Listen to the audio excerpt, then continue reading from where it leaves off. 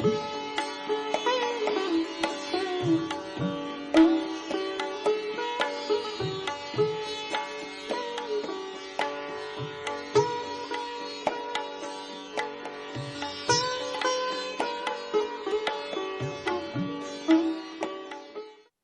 भगवान। रणछोड़ गुरुं वंदे ऋणेभ्यो मुक्तिदायकं नायकं मुनिवर्याणां सुरसंपत्प्रदायकम्। आवो मनथी रंकाना लालबंगलाना હોલમાં પહોંચી જવાનો સમય થઈ ગયો છે। હોલમાં અત્યારે શ્રી ગુરુદેવ બિરાજે છે।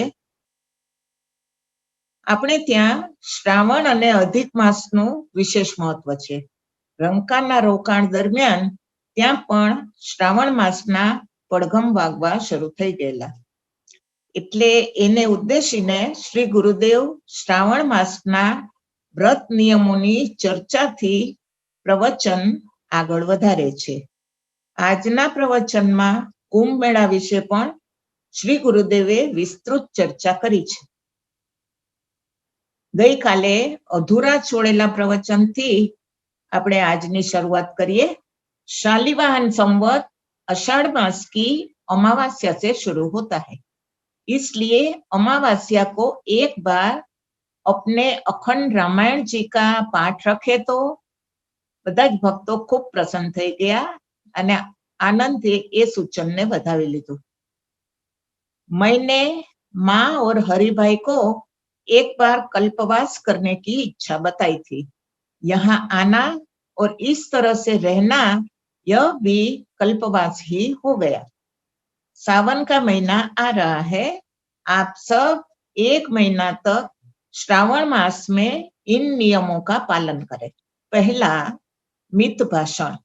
चाहे आप भगवान का नाम ले चाहे न ले, यह रोज सुबह 8 बजे तक सब कोई मौन रखे। कुछ भी हो 4 बजे शैया त्याग कर दे। उठते समय अपने पास वाले को खलल नहीं पहुंचाना। फिर सुखासन में बैठकर ध्यान करें। सुबह 8 बजे नियम से उठकर 1 घंटा यहाँ हॉल में आकर आप लोग समूह प्रार्थना करें। सुबह 4 बजे उठने के बाद आप कुछ भी न करें तो सोए नहीं, इतना करें। समूह प्रार्थना में सबकी उपस्थिति, जो लोग सेवा में काम पर न हो, ड्यूटी पर न हो तो अति उत्तम है। स्वाध्याय समझ पूर्वक अर्थानुसंधान सहित करें। इसके बाद अपने हाथ से भोजन बनाए अथवा फिर गुजराती रसोड़े में भोजन करने जावे। अपने कपड़े 1 मास तक हाथ से धोने का नियम ले। तत्पश्चात आधा घंटा विश्राम करके माला लेकर जाप करें। जाप के बाद 1 घंटा विश्राम। शाम को 5 बजे फिर स्वाध्याय करें। भोजन साधारण लेना। हरे साग में कीटाणु हो जाते हैं, इसलिए सावन मास में साग खाना वर्जित है। भोजन 1 बार करना। न रह सको तो सूर्यास्त के पश्चात कुछ भी नहीं लेना। श्रावण के महीने में शिव जी को रोज बिल्वपत्र चढ़ाओ और प्रार्थना करो कि हमारे इस कल्पवास से देश को सुख और समृद्धि मिले। देखो, सोचो और विचारो। आप सबको ऐसा करना ही चाहिए, ऐसा मैं नहीं कहता हूँ। सिर्फ स्वावलंबन के हेतु ये सब कहा गया है। यहाँ से जाना है तो ऐसे जाना कि फिर न हो आना। पर मैंने कभी मोक्ष नहीं चाहा है। मैं तो चाहता हूँ कि बार बार मैं जन्म लेता रहूं और हरि भजन करता रहूं। जन्म से तो वह डरता है जो कि सुख दुख का विचार करता है। परस्पर में कितना आनंद आवे जो यदि एक दूसरे को हम कितना प्रेम दे सकते हैं तो, और यही विचार हम रखें और आचरण करें तो, यही विचार रहे कि हम सब कुटुंबीजन है, भजन खूब करना। दुश्मनी तो साधु भी करते हैं, पर साधु की, गृहस्थ की और दुष्टजन की दुश्मनी में फर्क होता है। दुष्टजन की दुश्मनी पत्थर की लकीर जैसी होती है, कभी नहीं मिट सकती। सामान्य जन की दुश्मनी धूल की लकीर जैसी होती है, हवा या फिर कोई आदमी आया तो फौरन मिट जाती है। साधु की दुश्मनी पानी की लकीर जैसी होती है, इधर बनती है उधर मिटती है। सो भी अनुशासन में होती है, प्रत्याघात के रूप में तो कभी नहीं होती। संग दोष के कारण राग द्वेषादि विकार की उत्पत्ति तो होती ही है, पर इनका स्वरूप यदि समझ में आ जाए तो इनकी सवारी हम पर नहीं हो सकती। श्री गुरुदेव ने जमणा कानमा खजवाડાવી, એમને કાન સાફ કરવા માટે રૂવાળી સળી આપવામાં આવે। श्री गुरुदेवे કહ્યું, मेरे कान में रस्सी हो गई है और हमेशा ही इसमें खुजाल आती है। बिजली से मेरा ये दाहिना कान फूट गया है और हर शुक्ल पक्ष में रस्सी आती है। एक बार प्रवचन दरमियान श्री गुरुदेवे आ घटना विस्तारથી कहता जણાવેલું, जब जब मुझे इस कान में खुजाल आती है तब एक भयंकर घटना मेरे स्मृति पटल पर आ जाती है। उस वक्त मेरी उम्र बहुत छोटी थी, साधनावस्था थी। एक जगह से दूसरी जगह पर पैदल ही यात्रा होती थी। एक बार मैं एक गांव से दूसरे गांव की ओर जा रहा था। वर्षा ऋतु थी, मेरे साथ 10-12 और लोग भी थे। शाम ढल चुकी थी। रास्ते में ही बिजली और वर्षा का भयंकर तांडव शुरू हो गया। इसलिए हम सभी ने एक खंडहर जैसे मकान में आसरा लिया। बादल इतने गरजते थे और बिजली ऐसी कड़कती थी कि लगता था अब भी बिजली खंडहर पर गिरेगी। अन्य स्थान पर जाएंगे तो शायद बच जाएंगे। ऐसा सोचकर हम सब लोग बारी बारी से सामने जो एक पेड़ था उसके नीचे दौड़ भागकर पहुंच गए। परंतु कुछ पल बाद सभी को लगा कि पेड़ के बजाय हम उस खंडहर में ही अधिक सलामत रहेंगे। सभी दौड़कर वापस खंडहर में पहुंचे। अचानक मेरे मन में बिजली की भांति एक विचार उठा कि पेड़ ही ठीक रहेगा। मैं पेड़ की ओर आगे बढ़ा। साथियों से भी पेड़ के नीचे आने को कहा, पर वे नहीं माने, तो मैं अकेला ही चल पड़ा। 15-20 कदम की दूरी पर मैं पहुंचा होऊंगा कि यकायक जोरों से बिजली कड़की। उसके तेज में मेरी आंखें चौंधिया गई, मुझे चक्कर आ गए। मैं बेहोश होके गिर पड़ा और बिजली की आवाज इतनी भयानक थी कि मेरा यह दाहिना कान फूट गया। जब होश आया तो मैंने देखा कि बिजली उसी खंडहर पर गिरी थी और मेरे साथ जो अन्य मुसाफिर थे वे सभी जलकर एकदम काले पड़ गए थे। मौत ने सभी को हड़प लिया था। विधि की लीला बड़ी विचित्र है, उसके आगे हमारी युक्ति कोशिश कुछ नहीं चलता। इसीलिए मैं कहता हूं कि संपूर्ण शरणागत भाव से राम सुमिरन करो। बिना प्रभु की शरणागति लिए न तो कहीं शांति मिलेगी, न स्वस्थता और न ही सुरक्षा मिलेगी। बिल्ली का बच्चा अपनी मां पर पूर्ण भरोसा रखता है तो बिल्ली ही बच्चे को संभालती है। बिल्ली चूहे को भी दांत से पकड़ती है और बच्चे को भी दांत से पकड़ती है। दांत से बच्चे को उठाकर एक जगह से दूसरी जगह पर वो ले जाती है, परंतु चूहे का तो वह भोजन बना लेती है और बच्चे के लिए भोजन लाती है। भगवान इसी तरह शरणागत को संभालते हैं। उस दिन से हरेक शुक्ल पक्ष की पूर्णिमा को मेरे दाहिने कान में खुजाल उठती है और मुझे खंडहर, पेड़ और बिजली की याद आ जाती है। एक कविनी पंक्ति याद आवे छे, बड़ी मार करतार की जो चित्त से दियो उतार। तो बीजी बाजू अन्य भक्त कवि कहे छे, झाको राखे साइया मार सके ना कोई। આપણે માનવ દ્રષ્ટિના વાંચન તરફ પાછા ફરીએ। શ્રી ગુરુદેવે પ્રવચનમાં કહ્યું, तीर्थ यानी तारण करना। गंगा जी के जल से लाखों एकड़ जमीन सींची जाती है।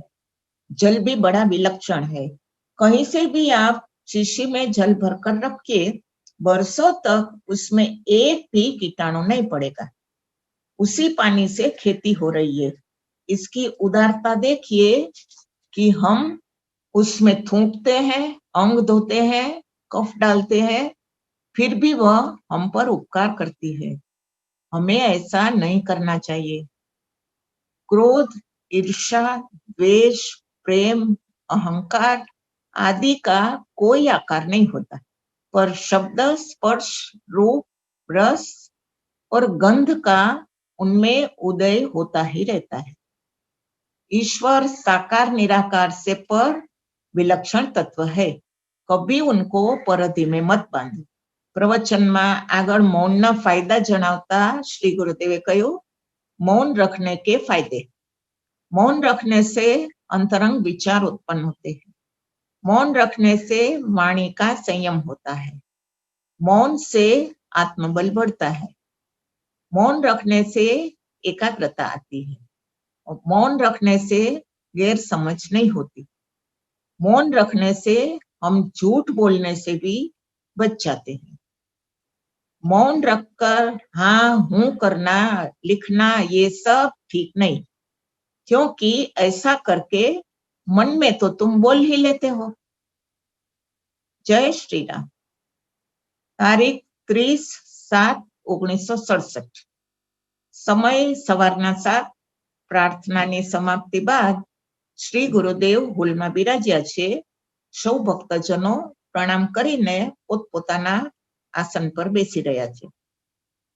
श्री गुरुदेवे कहो, कल्पवास में सदैव सत्य बोलना।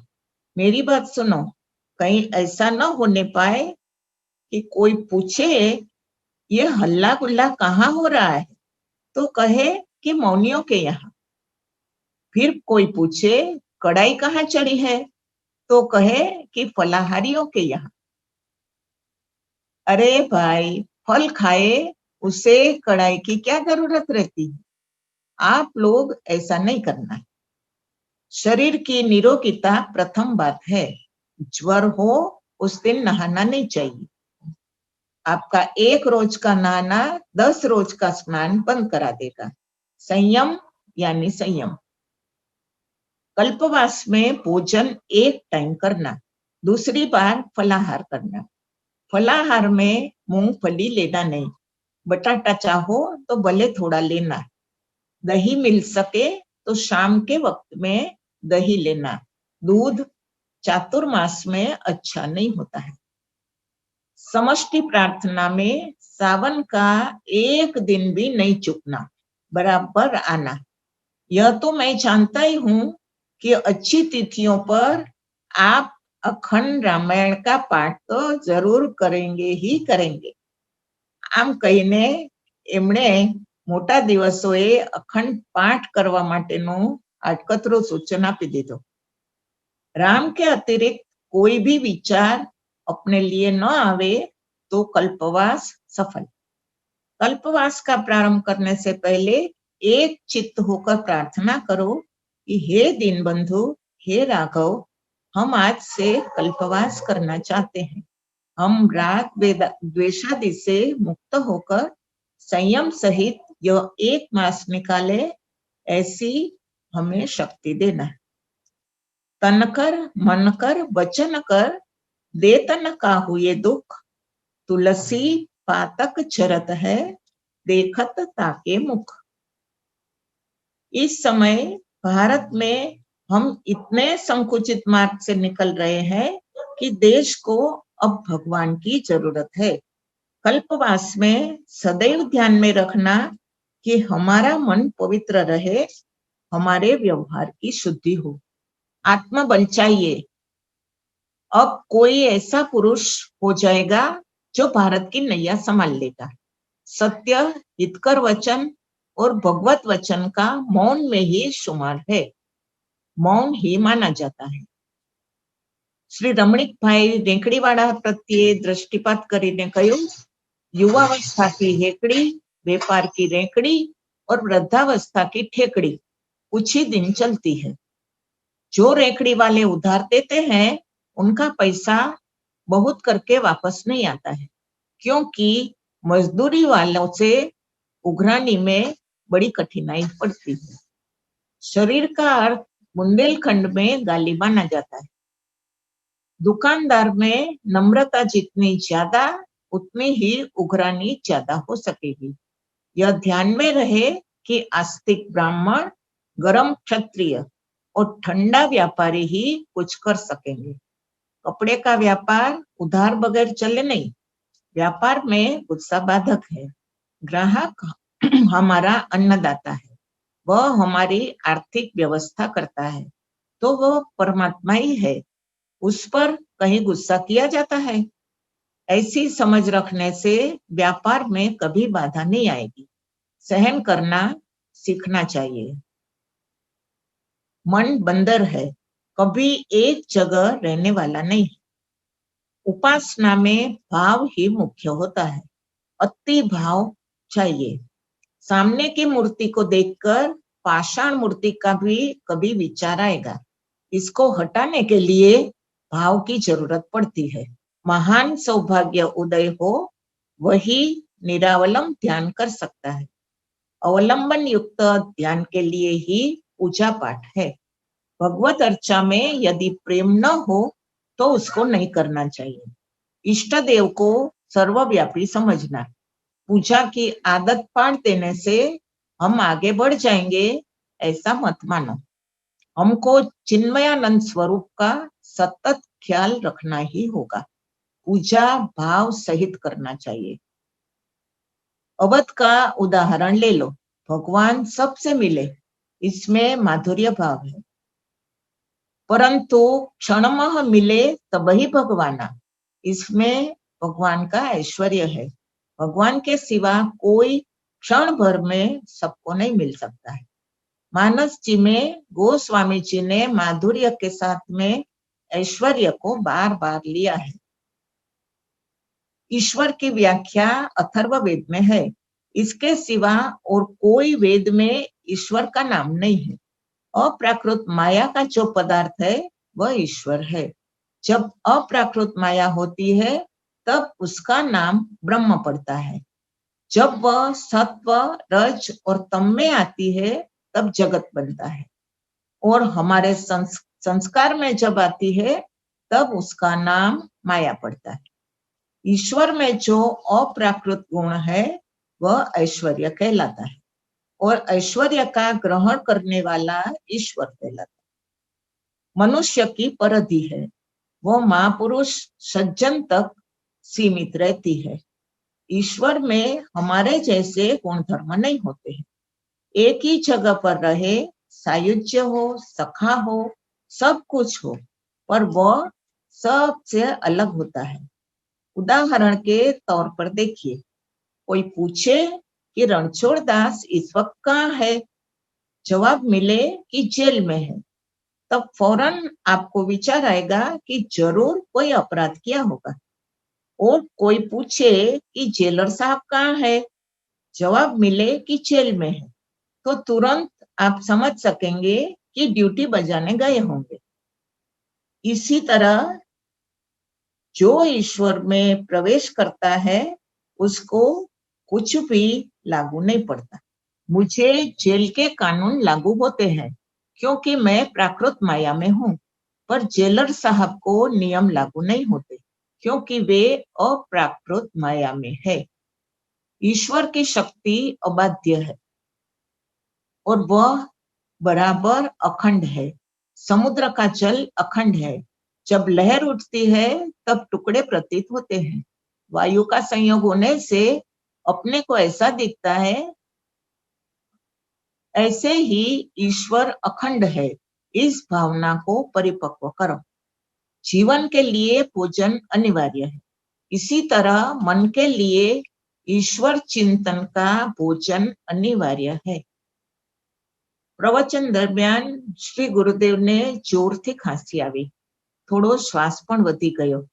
એક ભક્ત એમની પીઠ પર હળવે હળવે હાથ ફેરવવા લાગ્યા। બીજા એક ભક્તે એમને પંખો કરવાનો શરૂ કર્યો। તેઓ થોડી વાર શાંત બેસી રહ્યા, પછી બોલ્યા, संयम टूटा, खांसी आई, बिगड़ा सौरभ अंतर का, खांसत खांसत हो मन विचलित, तेज घटा तन मंदिर का। एवी नाजुक तबियत में श्री गुरुदेव आ दोहो बोलिया। संयम टूटा, खांसी आई, बिगड़ा सौरभ अंतर का, खांसत खांसत हो मन विचलित, तेज घटा तन मंदिर का। मुसलमानों के जमाने में पहले हिंदुओं की लड़कियां मुसलमान लोग चुरा लेते थे, पर जिसका लग्न हो गया हो उसे वे लोग हाथ नहीं लगाते थे। जब हिंदुओं को इस बात का पता चला, तब उन लोगों ने बचपन से ही लग्न कर देने की प्रथा निकाली और पंडित काशीनाथ ने अपने शास्त्र में उस समय के देश काल को ध्यान में रखकर लिखा कि 8 वर्षा भवेत् गौरी, 10 वर्षा तु रोहिणी, प्राप्ते एकादशे कन्या, अत ऊर्ध्वम रजस्वला। मतलब 8वें वर्षे लड़की गौरी होती है, 10મા વર્ષે રોહિણી, 11મા વર્ષે कन्या અને ત્યાર પછી એનો ઋતુ ધર્મ શરૂ થાય છે।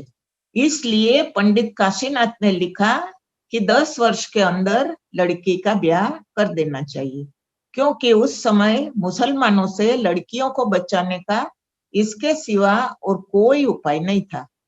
देश काल के अनुकूल सामान्य धर्मों में परिवर्तन किया जा सकता है। शुद्ध कर्म 3 प्रकार के होते हैं। काम्य माने इच्छा सहित का कर्म, नैमित्तिक माने ईश्वर के हेतु किया गया कर्म, और नित्य सामान्य कर्म जो रोजमर्रा के जीवन में होते हैं। काम्य कर्म माने मन में किसी इच्छा की पूर्ति को लेकर किया गया कर्म। नैमित्तिक कर्म माने ईश्वर के हेतु जो किया गया है वह शुभ कर्म। तीसरा है नित्य कर्म, सामान्य कर्म। तर्पण, श्राद्ध आदि का नित्य कर्म में शुमार है। श्राद्ध के लिए 1 ही महीना क्यों? पुराने काल में चातुर्मास विश्राम का महीना माने जाते थे। भाद्रपद में ज्यादा अवकाश रहता था, खेती से भी फुर्सत मिलती थी, इसलिए श्राद्ध के लिए इसे पसंद किया गया। बाकी यह काम तो रोज करना चाहिए। सफल वृक्ष जमीन की ओर नमता है, झुकता है। विवेकी और सज्जन पुरुष भी प्रगति मिलने पर नम्र होते हैं। और खल पुरुष की व्याख्या बताऊं? धन्य अहो रुपया जग में, तुम्हारे बल से खल जात मुटाई, नीति तहा नतमस्तक होत, जाय अधर्म करे मन लाई। रुपया के रहे दिल मस्त रहे, रुपया के रहे सब होत भलाई। ऐ रुपया एक तेरे बिना, पितु मातु कहे, सुत जाओ बिलाई। ठीक है ना? બધા હસવા માંડ્યા। आप लोग रोज बोलते हैं कि शुक्लाम बरधरम देवम शशिवर्णम चतुर्भुजम प्रसन्न वदनम ध्यायेत् सर्व विघ्नोपशांतये। परंतु इसका अर्थ आप लोग समझते हैं? अर्थ मेरे से सुनिए। शुक्लाम बरधरम देवम माने रुपया सफेद रंग का होता है। शशिवर्णम चंद्र जैसा सफेद होता है, वो भी रंग को ही लागू पड़ता है। चतुर्भुजम 4 चवन्नी रुपए की मिलती है, तो वो 4 चवन्नी रुपए की 4 भुजाएं हैं। विष्णु भगवान को 4 भुजा है, 2 लेने वाली और 2 देने वाली। પેલા 1 રૂપિયાના છૂટા આપણે લઈએ તો 4 પાવલી મળતી, એના ઉપરથી શ્રી ગુરુદેવ આ અર્થ કહેતા સૌને હસાવે છે. આગળ કહ્યું, પ્રસન્ન વદનમ ધ્યાયે, इसकी कल्पना मात्र करने से भी चित्त कितना प्रसन्न हो जाता है. सर्व विघ्नोपशांतये, जहां भी इस रुपये का उपयोग करो सारे विघ्नों की शांति हो जाएगी. आप लोगों ने जो यह तर्कमय अर्थ सुना, उसका तात्पर्य क्या? शास्त्रों का हमने अपने अनुकूल अर्थ बना लिया है. दूसरा कुछ न सोचकर हम अपने सुसंगत अर्थ शास्त्र में से निकाल लेते हैं. ऐसा अनर्गल नहीं करना चाहिए. પછી વિનય પત્રિકાનું આ પદ ગાવા માંડ્યા. સુમિરુ સ્નેહ સોતુ નામ રામ રાયકો, संबल અને संबलको सखा असहायको. स्नेह से भगवान नाम स्मरण करने से भगवान जिसको कोई आधार न हो, कोई बल न हो, उसके सखा बन जाते हैं. एक बार गज को ग्रह ने पकड़ा. हाथी ने कहा कि अरे तू मुझे क्या कर लेगा. दोनों बलवान प्राणी इकट्ठे हुए, परंतु हाथी जमीन का पशु था, इसलिए पानी में उसका कम जोर पहुंचा. ग्राह उसे खींचकर गहरे पानी में ले गए. जब सूंड बाकी रह गई तब वह असहाय हो गया. उसने भगवान की शरणागति ली और ह कहा कष्ट में, और री कहते ही गज को ग्राह ने छोड़ दिया. भगवान को आने में बस इतनी सी ही देर लगती है. इस तरह भगवान असहाय के सखा है. सच्चे हृदय से उन्हें पुकारो. भगवान नाम स्मरण से पूर्व के उल्टे कर्म सब सीधे हो जाते हैं और विमुखता से सीधे कर्म भी उल्टे पड़ जाते हैं. व्यवहार शुद्धि करके भगवान नाम स्मरण करने से अवश्य सफलता मिलती है. रात्रे 9 વાગ્યે કમ્પાઉન્ડમાં શ્રી બટુકભાઈએ રંકા તથા ઓરિસ્સાની ડોક્યુમેન્ટરી ફિલ્મ બતાવી. શ્રી ગુરુદેવે પણ ત્યાં હાજરી આપી. જય શ્રી રામ. તારીખ 13/7/1967. प्रार्थना પછી श्री गुरुदेव કહ્યું, प्रार्थना में आदमी कम आने लगे क्योंकि कल्पवास का मैंने कहा ना आपत्ति आ गई. कल्पवास या स्वाध्याय को आपत्ति न समझो. व्यवहार शुद्धि के लिए यह परम आवश्यक है. कल्पवास यानी संतप्त गृहस्थाश्रम से विश्राम पाने के दिन लोग पहले ऋषियों के आश्रम में जाते थे. ऐसी पद्धति थी. आजकल लोग प्रदेश, हिल स्टेशन, सिनेमा आदि जगह पर जाते हैं. હવે કુંભ મેળા માટે શ્રી ગુરુદેવ કહે છે, नासिक में श्रावण मास में कुंभ मेला है. हमारी मान्यता प्रमाणे कुंभ मेला की प्रथा महाराजा हर्ष ने चलाई. एक बार सम्राट हर्ष को विचार आया कि धर्म की उन्नति किस प्रकार हो सकती है. विचार करते करते सोचा कि विरक्त समाज धर्म को यदि अपने हाथ में लेकर प्रचार करे तो हम सफल हो सकते हैं. इसके लिए हर्ष ने 4 स्थान नक्की किए: नासिक, इलाहाबाद, हरिद्वार और उज्जैन. 3 वर्ष की अवधि रखी, क्योंकि साधु लोग पहले पैदल चलकर ही एक जगह से दूसरी जगह पर जाते थे. विरक्तों को 3 वर्ष में एक बार एक स्थान पर 1 महीना तक हर्ष इकट्ठे करते थे. वहां पर सब देश की परिस्थिति पर चर्चा विचारणा करते थे. कुंभ मेला में हर्ष ने दान करना शुरू कर दिया. 3 वर्ष तक की जरूरियात जितना रखकर कुंभ में अपने कपड़े तक का वे दान कर जाते थे. मेले में पूरे भारत के समाचार मिलते थे. अभी कुंभ मेला में रोटी चलती है. पहले चर्चा चलती थी कि देश में कहां पर सुधार की आवश्यकता है. कर्मकांडी, ज्ञानी और उपासक तीनों का कुंभ मेला में समावेश और मेल रहता था, अब हठाग्रह रह गया है। पहले संशोधन होता था, सत्य की खोज होती थी, अब हठ और आग्रह की खोज होती है। परिणाम स्वरूप सब अलग अलग हो गए। जीव क्या वस्तु है, जगत क्या वस्तु है, जगत का स्थान कहाँ, इन्हीं बातों पर पहले कुंभ मेला में मतभेद होता था। इसका रूपांतर होते होते अब सिर्फ सिद्धांत पर लड़ना ही बाकी रह गया है। असली महत्व को सब भूल गए हैं। असंयम और ईर्ष्या को लेकर साधुओं का संगठन छूट गया। साधुओं के आपसी झगड़े के कारण गवर्नमेंट ने कुंभ की व्यवस्था अपने हाथ में ले ली है। अपने विचारों से हम नीचे उतरे तब कानून हस्तक्षेप करता है। सैद्धांतिक मतभेद, ईर्ष्या आदि सब बढ़ गया है। कुछ भी तथ्य न हो ऐसी बातों को लेकर साधु लोग लड़ते हैं, कारण कि सरकार ने हस्तक्षेप किया और व्यवस्था रखने को तथा भीड़ को पहुंचने को 3 तिथि निश्चित रखी। शुभ तिथियों के स्नान के महत्व को भी लक्ष्य में रखा। उपदेशक और महान पुरुष ही क्षुल्लक बातों पर लड़ने लगे तो फिर आप लोगों को तो कहना ही क्या।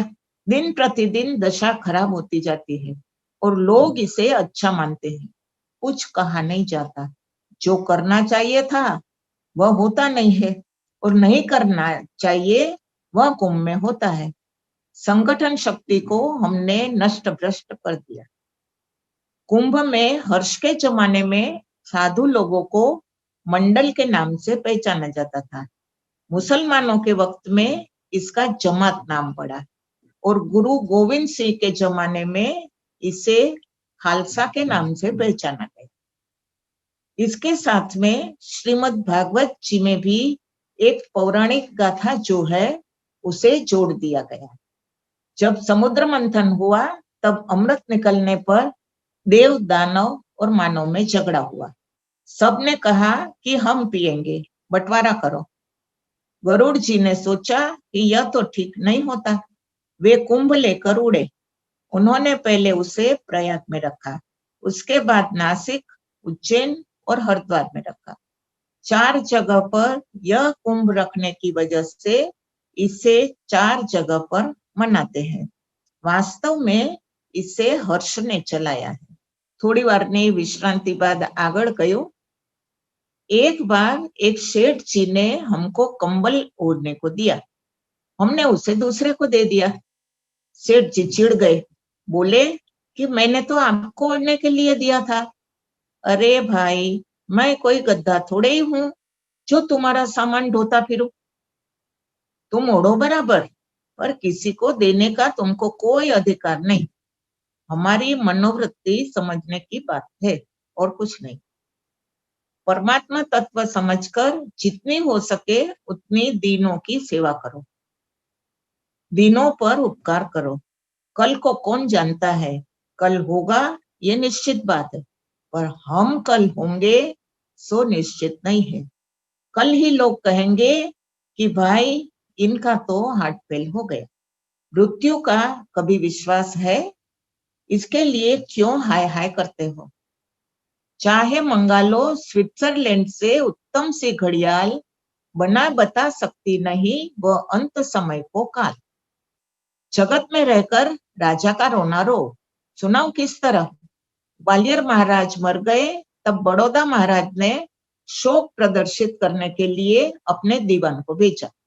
जब तक ग्वालियर स्टेशन नहीं आया तब तक दीवान जी आनंद में रहे। ग्वालियर आने पर आंखें नीची कर ली, मुंह उदास बना लिया, रोए धोए और बहुत लंबी चौड़ी बातें बनाई, परंतु मन कहता था चाय सिगरेट जाने कब मिलेंगे। उनका कोई बाप तो मरा नहीं था, ये तो 800 रुपए की नौकरी बजाने गए थे। इसी तरह जगत में ऊपर से सब कुछ करते रहो और मन एक भगवान में ही लगाए रहो। अपने संस्कार के अनुकूल कार्य करते रहो पर मन प्रभु में ही रखो। मैंने एक नाटक देखा था। नाटक में एक भिखारी का छोकरा राजा बना था और बहुत ही अच्छा राजा का पार्ट अदा कर रहा था, परंतु भीतर मन में वह बराबर समझता था कि ये नाटक है और मैं एक भिखारी ही हूं। इसी तरह जीवन एक नाटक है, संयोग बाद वियोग है, संस्कार के अनुकूल संयोग प्राप्त हुआ है। जब तक रहना, पाठ में कपट नहीं करना, दंभ नहीं करना, परंतु भीतर से साफ रहना, अपने स्वरूप की स्मृति कायम रखना, ऐसा जीवन बनाने से ही जीवन सुखी बन सकता है। सूर्य को देखो, सवेरे प्रफुल्ल होता है, कोमल होता है, दोपहर को आग बरसाता है, इतनी कि कोई बाहर धूप में खड़ा तक नहीं रह सकता, परंतु शाम होते ही मरा मराया होकर बेचारा अस्त हो जाता है। सूर्य को देखकर भी क्या तुमको अपने जीवन पर कोई विचार नहीं होता? मन मूढ़ सिखावन मेरो सुन। रात दिन हम मृत्यु को देखते हैं, परंतु हमें तो मरना ही न हो, ऐसी हमारी वृत्ति है। इष्ट देव मम बालक रामा, यह भाव उत्तम है। बालक राम का ध्यान क्यों? बालक को मूल्यवान वस्तु का भान नहीं होता, अदय का भान नहीं होता। मिठाई दे तो मिठाई के टुकड़े के बदले उसकी मुट्ठी में पड़ी सोना मोहर मांगेंगे तो वो तुरंत दे देगा। बाल स्वरूप को रिझाना आसान होता है, वह निर्दोष होता है। वीरपुर वाले जलाराम बापा का शरीर ईश्वर का था, उन्होंने अनवरत अनाज दिया। बीच में शिथिलता आ गई थी, परंतु श्री गिरधरराम बापा ने उसे फिर संभाल लिया है। भगवान की कृपा से अब तक रोटी चालू है और भविष्य की पीढ़ी में भी चलेगी। ये जलाराम बापा के तप का परिणाम है। मथुरादास भाई मेरी बैटरी बांदा में भूल आए तो उसके बदले में किसी ने 6 बैटरी सेल के साथ आज यहाँ पर भेज दी है, साथ में बल्ब भी भेजे हैं। देखो, एक गई तो बदले में 6 आ गई। संयुक्त कुटुंब का नाश कैसे होता है सुनाओ। बहू अपने पति से कहती है, जरा सी हमारी सुनो, किसकी ये लड़ाई है। सासू तो निरक्षर, जेठानी की ना कहने में ही भलाई है। देवर सदा पड़े रहते पलंग पर, देवरानी की जीभ मानो आम की खटाई है। आप ही विचारिए अब कसूर किसका है। देखिए, मेरी तो बीए तक पढ़ाई। ऐसी बहू जिसको मिले उसका संयुक्त कुटुंब छिन्न भिन्न हो जाता है। हम लोग आश्रम बनाकर ठाट से रहते हैं और जिनको पैसे की जरूरत है उनको पैसे मिलते नहीं है। ये लोग दुखी होते हैं, यह देखकर हृदय द्रवित हो जाता है। सांजे 5 वागे रूम में सत्संग थयो। श्री गुरुदेवे कह्યું, प्रभु प्राप्त करने के 3 ही साधन है, निष्काम कर्मयोग, अनन्य भक्ति माने उपासना और उत्कृष्ट ज्ञान। भगवान साधन से नहीं लेकिन कृपा से मिलते हैं। भगवान साधन साध्य नहीं, कृपा साध्य है। राजकोट वाला वेलामा त्यारे बैठा था रूम में। वेलामा ने सौ शबरी मां कहता, ए रोज रड़ता जाए, श्री चरण पर जळनो अभिषेक करता जाए, आंखोमांथी आंसू पण वहेता जाए ने गाता जाए, भवसागर घणो तोफानी, हे सद्गुरु बनो सुकानी। आ वेलामाए तरत श्री गुरुदेव ने सवाल पूछ्यो के साधन थी नहीं मळता तो शुं करवुं, साधन न करवुं। श्री गुरुदेवे जवाब वाळता कह्यो, यहाँ पात्रता की बात है। भगवान की कृपा संपादन के पात्र तो बनना चाहिए ना। साधन पात्रता पाने के लिए किया जाता है। साधना तुम अपनी पात्रता के लिए करते हो या भगवान के लिए करते हो। तुम्हारी साधना से भगवान को क्या लाभ। साधना तो निमित्त मात्र है। पूजा पाठ स्वाध्याय आदि साधन बुद्धि की परिधि तक ही है। हमारे धर्म ग्रंथ और श्री कृष्ण के वचन यदि सत्य है तो हमें यह निश्चय कर लेना चाहिए कि बुद्धि से आगे ही वह परम तत्व है। बुद्धि की वहां पहुंच नहीं, वहां श्रद्धा और भाव ही पहुंच पाता है। સાંજે 7 વાગે શ્રી ગુરુદેવ સમષ્ટિ રસોઈ ઘરમાં પધાર્યા. રસોડામાં ખૂબ ધમાલ હતી. બધા સ્વયંસેવકો પોતપોતાના કાર્યમાં વ્યસ્ત હતા. श्री गुरुदेवे કહ્યું, मिट्टी में, सीमेंट में, सभी में फावड़े चलते तुम लोगों ने देखे होंगे, परंतु अनाज में फावड़े चलते तो रंका के अतिरिक्त कहीं नहीं देखा होगा। कांग्रेस के सिद्धांत बुरे नहीं है, पर सिद्धांत का अनुकरण नहीं है। हम सिद्धांत के नहीं, परंतु आजकल के कांग्रेसी बन बैठे मनुष्यों के विरोधी है। देश को सर्वप्रथम अनाज से आत्मनिर्भर होना चाहिए। आजकल बीज बोते समय मालिक खेत में जाते हैं, फिर काटते वक्त नहीं जाते। जमीन तो अनाप शनाप बहुत सी ले लेते हैं, पीछे संभाल नहीं पाते। अफ्रीका में जैसी मक्की होती है वैसी भारत में कहीं भी नहीं होती है। अफ्रीका जब मैं गया तब बाबू भाई के यहाँ मैंने देखी थी। देखकर विचार आया कि हमारे यहाँ कितनी जमीन बेकार पड़ी रहती है। हमेशा ही यह पक्का विचार रहा है कि किसी के भी संकल्प के बीच में आना ठीक नहीं है। शासन बोझा हो जाता है, प्रेम में बोझा नहीं होता। आना है तो आओ भाई, और जाना है तो भी भले। आओ तो भाई, घर है तुम्हारा, बैठो गुरु का द्वारा है। जाओ तो भाई खुशी तुम्हारी, देखो रास्ता सफा पड़ा है। जो यहाँ प्रेम से आनंद से रहे वो भले रहे। जिसको घर का काम हो, घर जाने की इच्छा हो, उसको चौकस चला जाना चाहिए। माता पिता की अवहेलना कभी न करो, क्योंकि यह भी एक धर्म है। माता पिता गुरु प्रभु की बानी, बिनही विचार करिए शुभ जानी। रावण ने विभीषण को छोड़ दिया, तब वे रघुनाथ जी के पास आए। उन्हें देखकर राम जी सुग्रीव से बोले, जो सभीत आवा शरणाई, रखियो ताही प्राण की नाई। युद्ध में जब रावण ने विभीषण को राम जी के सैन्य में देखा, तब उसे क्रोध आ गया। उसने सोचा कि इसी ने सब कुछ किया है। रावण ने अमोघ शस्त्र ब्रह्मा की दी हुई शक्ति को छोड़ा। राम जी ने देखा कि यह शक्ति से विभीषण मारा जाएगा, शक्ति व्यर्थ नहीं जाएगी। तब तुरंत विभीषण पाछे मेला, सन्मुख राम सयो सोई फेला। राम जी ने अपने ऊपर शक्ति को झेलकर विभीषण को बचाया। इसका नाम है वचन पालन, इसी का नाम है शरणागत की रक्षा। हमको रघुनाथ जी ने क्या सिखाया है और आज हम क्या करते हैं। वचन देकर छोटी छोटी बात पर बदल जाते हैं, और रघुनाथ जी ने प्राणों की बाजी लगाकर भी विभीषण की रक्षा की। जय भगवान।